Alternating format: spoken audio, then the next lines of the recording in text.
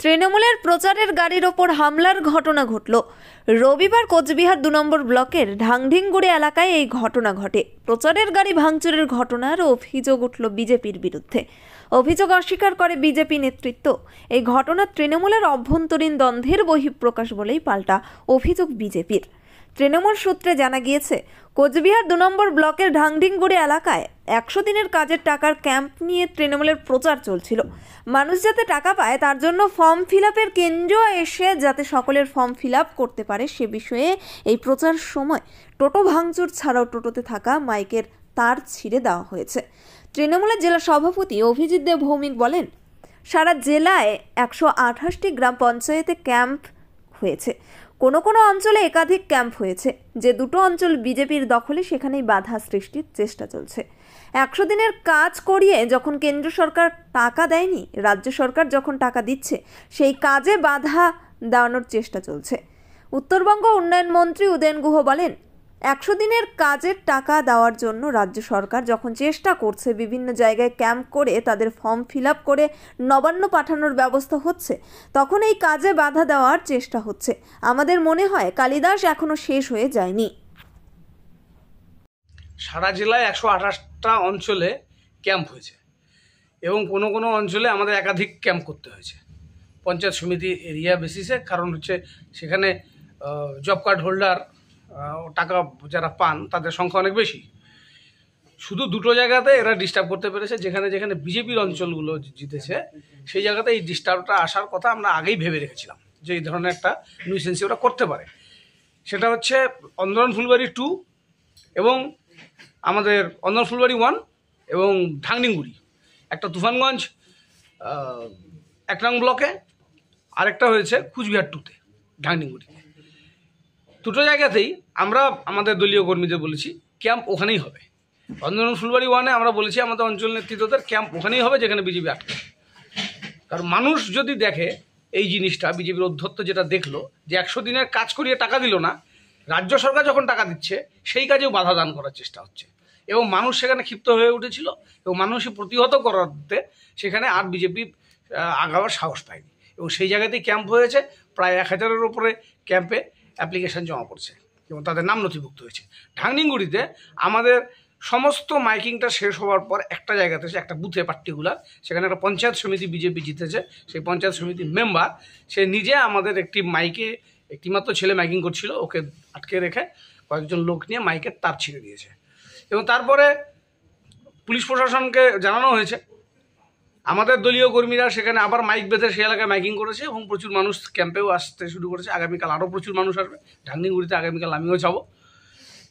BJP এই কাজ করে ওদের নিজের পায়ে নিজে কুড়ুল মারছে।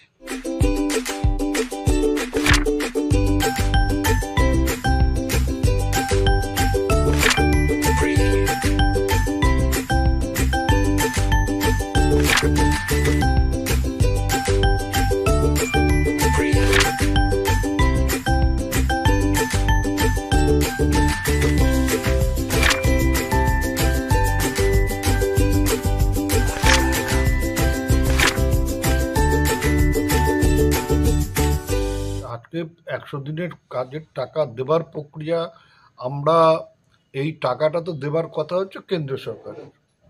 ভারতবর্ষের সংবিধানে রয়েছে যে ১০০ দিনের কাজ যদি কোনো সুস্থ মানুষ, তিনি মহিলা হন পুরুষ হন, করতে চান, তাকে কাজ দিতে সরকার বাধ্য এবং সেই কাজ শেষ হওয়ার ১৫ দিনের মধ্যে তাকে তার মজুরি মিটিয়ে দিতে হবে। না পারলে ১৬ দিনের মাথার থেকে সুদসহ তাকে টাকা দিতে হবে।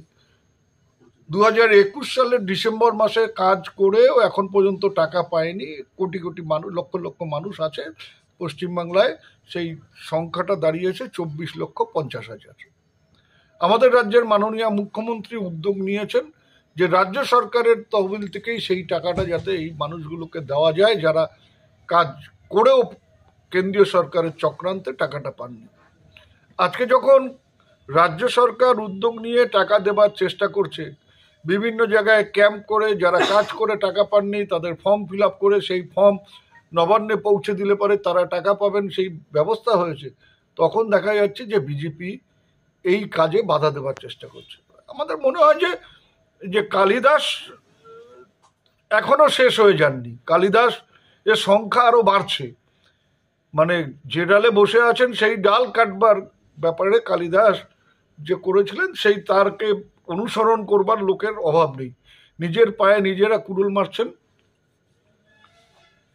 একটা লোক যদি এই ফর্ম ফিল আপ না করতে পারার জন্য টাকা না পান, তার জন্য বিজেপি সর্বতোভাবে দায়ী থাকবে। কারণ কয়েকটি জায়গায় যেখানে বিজেপির মানে দখলে গ্রাম পঞ্চায়েত আছে, তারা সেখানে চেষ্টা করছেন মানুষকে আটকাবার, যাতে তারা ক্যাম্পে গিয়ে এই ফর্ম ফিল আপটা করতে না পারেন।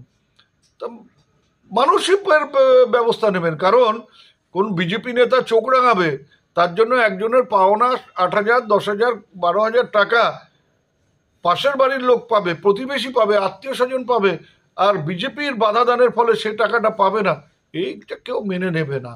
তা কাজেই বিজেপিকে তার জন্য এর মাসুল দেবার জন্য তৈরি থাকতে হবে। আপনি কি gastric, kidney stone, migraine, sugar, paralysis, spondylosis, Baat ব্যথা, বিভিন্ন জটিল পুরাতন রোগে ভুগছেন? ইউনানি ফিজিশিয়ান ডাক্তার আলতাফ হোসেন সমস্ত সমস্যার 100% সমাধানে চিকিৎসা করছেন প্রতি সোমবার ও বৃহস্পতিবার দুপুর 2টো থেকে 6টা পর্যন্ত। চেম্বার দিনহাটা, গোধূলি বাজার, মার্কেট কমপ্লেক্স। বিশদে জানতে কল করুন 9832429025 অথবা 9932065792 এই নম্বরে।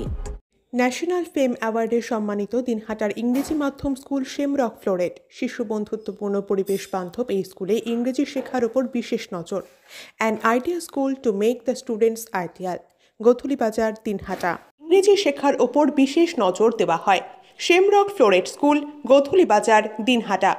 মোবাইল নম্বর 9635669499।